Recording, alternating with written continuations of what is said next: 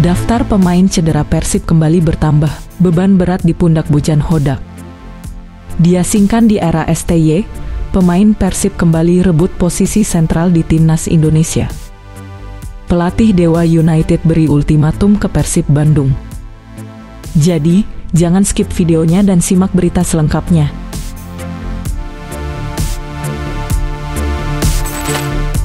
Daftar pemain cedera Persib kembali bertambah. Beban berat di pundak Bojan Hodak. Usai cedera akibat kondisi lapangan yang kurang layak, Rachmat Irianto harus mendapatkan perawatan lanjutan. Rian mengalami cedera saat Persib menghadapi PSBS Biak di Stadion Lukas NMB Sentani, Kabupaten Jayapura, Papua, Sabtu 11 Januari 2025.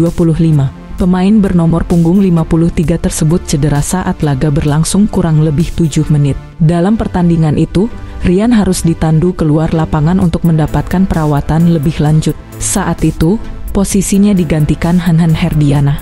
Mengenai hal ini, Rian diragukan untuk bermain melawan Dewa United, meski saat ini kondisi Rachmat Irianto sudah berangsur membaik. Namun, dokter tim Persib, Wira Prasetya Chandra mengatakan, Rian masih dalam tahap pemantauan.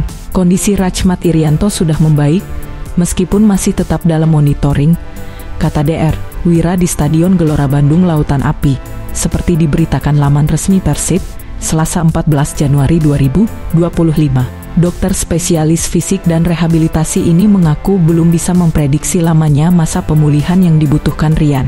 Dia mengaku masih memerlukan waktu untuk melihat perkembangan pemulihannya hingga beberapa hari ke depan. Dengan kondisi Rian yang belum memungkinkan, tentu menjadi kendala bagi pelatih untuk menyusun skuad dalam menjalani laga selanjutnya. Sebenarnya ada opsi Hanhan Herdiana di posisi tersebut, namun Hanhan beberapa kali masih mudah dilewati pemain lawan dan berujung ancaman bagi gawang Persib. Tentu hal ini menjadi pekerjaan rumah bagi tim pelatih. Mereka harus menemukan sosok bek kanan yang bisa membendung serangan lawan dan juga bisa membantu tim dalam melakukan build up. Menurut kalian, siapa yang bisa mengisi sosok yang ditinggalkan Irianto ini? Tulis pendapat kalian di kolom komentar.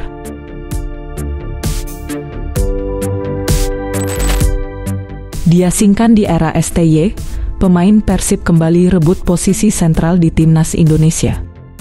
Pada kemunculan pertama saat sesi perkenalan di depan publik di Hotel Mulia Senayan, Jakarta, Minggu kemarin, Patrick Kluivert menyampaikan konsep yang akan diterapkannya untuk Timnas Indonesia. Mantan pemain Barcelona menyukai permainan sepak bola menyerang. Namun dia tetap menekankan pentingnya soliditas saat bertahan dan penguasaan bola. Penting untuk memiliki barisan pertahanan yang bagus, entah itu 3 back, 4 back, atau 5 back. Tapi ada hal yang lebih penting lagi, yakni kepercayaan diri dalam menguasai bola.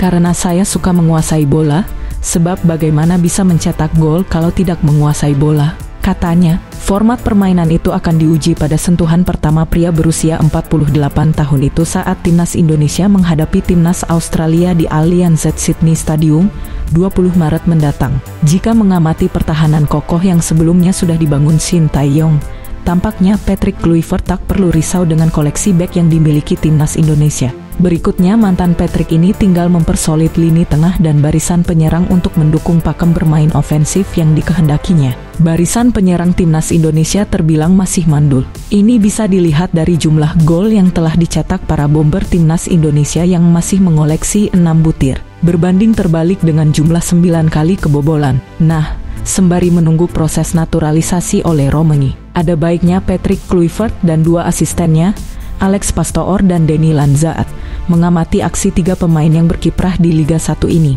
Mereka adalah Dimas Drajat, Stefano Lillipali dan Ezra Walian. Ketiganya bisa saja menjadi opsi kebuntuan posisi striker di Timnas Indonesia. Meski sudah berusia 35 tahun, Lillipali masih memiliki kadar fitness bagus. Sebagai kapten tim, Lillipali tak sekadar seorang pimpinan tapi juga punya naluri menyerang tinggi. Aksi itu dilakukan Lillipali apakah saat dirinya dipasang sebagai gelandang serang maupun penyerang sayap. Pemain kelahiran Amsterdam ini juga memiliki umpan matang dari sayap maupun terobosan. Sementara Ezra Walian yang stylish di sayap serang kiri memiliki penguasaan bola bagus. Gemblengan saat di Jong Ajax masih melekat dalam dirinya. Pemain berusia 27 tahun ini juga punya spesialisasi tendangan lengkung jarak jauh yang akurat. Dua golnya untuk Persik diceploskan lewat sontekan tersebut. Kekurangan Ezra Walian pada gerakannya yang tampak lamban. Tapi karakter ini bisa jadi nilai plus jika Patrick Kluivert menekankan penguasaan bola. Sementara itu, Dimas Drajat juga bisa saja menjadi opsi bagi timnas. Meski beberapa kali dipanggil timnas di era STY, namun menit bermain di timnas terbilang minim. Sebelumnya, Dimas kerap diplot menjadi striker target man. Sebenarnya ia juga bisa berperan sebagai striker pembawa bola seperti halnya Rafael Struijk. Hal itu Dimas tunjukkan di awal Liga 1 musim ini. Ia justru menjadi asisten Ciro Alves dan David da Silva. Inilah yang menjadi keunggulan Dimas ketimbang Lily Pali dan Ezra Walian. Dengan keunggulan ini, tentu menarik menantikan kiprah Dimas Drajat di timnas Indonesia. Pelatih Dewa United beri ultimatum ke Persib Bandung. Pelatih Dewa United Jan Olde Riekerink menegaskan timnya siap memberikan kesulitan untuk Persib Bandung ketika kedua tim bertemu pada pekan ke-19 Liga 1 Indonesia di Stadion Gelora Bandung Lautan Api, Bandung, Jumat mendatang. Dikutip dari laman resmi Liga Indonesia, Senin, Riekerink mengatakan hasil positif kontra tim besar seperti Persib Bandung bisa menegaskan posisi Dewa United memang layak berada di papan atas. Kita mau tunjukkan bahwa kita layak ada di papan atas. Kita harus tunjukkan hasil yang pantas melawan tim-tim tersebut. Jelas pelatih asal Belanda tersebut. Berkat kemenangan di laga kontra Arema, Dewa United naik ke peringkat ke-6 klasemen sementara Liga 1 Indonesia dengan torehan 28 poin dari 18 pertandingan. Berjarak 12 poin dari Persib Bandung di posisi pertama. Laga ini sangat penting bagi Persib, karena mereka tengah berusaha mempertahankan rekor tak terkalahkan di musim ini. Setelah berhasil melewati 18 laga pertama tanpa pernah kalah, dengan rincian 11 kemenangan dan 7 hasil imbang, Persib kini menghadapi ujian berat melawan Dewa United.